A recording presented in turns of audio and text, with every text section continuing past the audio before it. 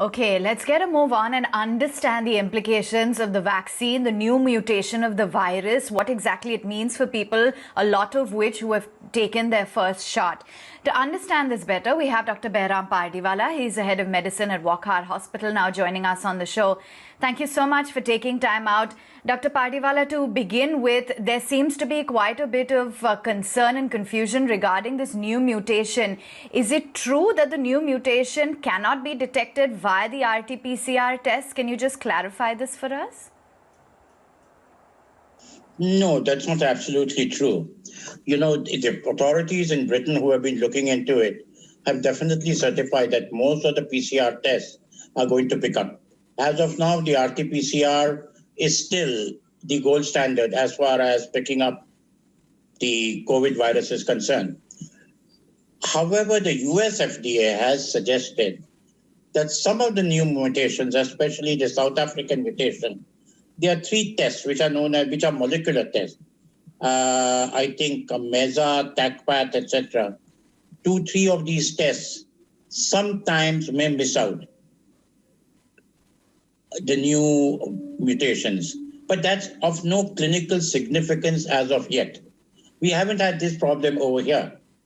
And when you get what's happening is that we are testing a little too early sometimes our patients, and that's why we're missing the virus. Or the technique is poor. You really don't go deep down into the nasopharynx. It's done very superfluously, and that's why you may not be able to pick it up.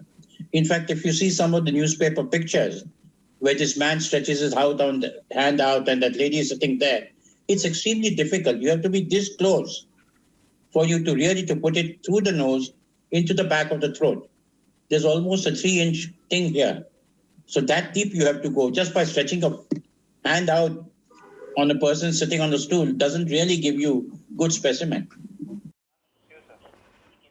Dr. Pardiwalla, people who already have got the first shot of the vaccine, are they showing better immunity? Because now there are enough and more cases, evidence and instances where people who have been vaccinated, irrespective of the vaccine shot they've taken, they've also contracted COVID. Yeah, you know, that's actually what's happening. After about 15-20 days, you get an immune response. And if you get COVID during that period, it's an attenuated response. That means the vaccine is doing its job. What is the vaccine supposed to do? It's supposed to protect you, right? There is no vaccine which is 100%. Just remember that. And that is why the vaccine is doing its job when you get an attenuated response. Instead of having a full-blood COVID infection, you'll get a little runny nose, a little cough, a little irritation in the throat, a little fever, some joint pains, and in 2-3 days it will be over. That means that your immunity is there and the vaccine has done its job.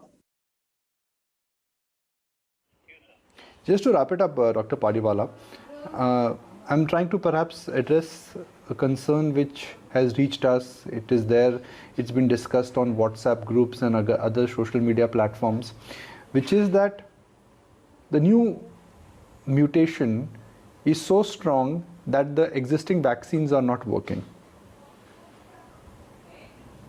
Look, South Africa itself is doing a lot of study on their virus, their mutation of the virus. They have found that the Pfizer vaccine is almost 90 to 95% effective against their strain also. The Moderna virus is effective against about 80 to 85%, right? Unfortunately, they have found that the AstraZeneca vaccine is effective only about to 55 to 60%.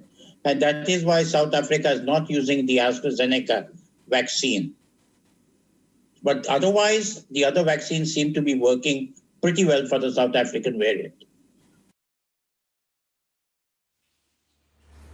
Dr. Pardiwalla, thank you so much for taking the time out and helping us understand what really the situation is, what's happening with the mutations, and whether vaccines are being able to cope with the coronavirus.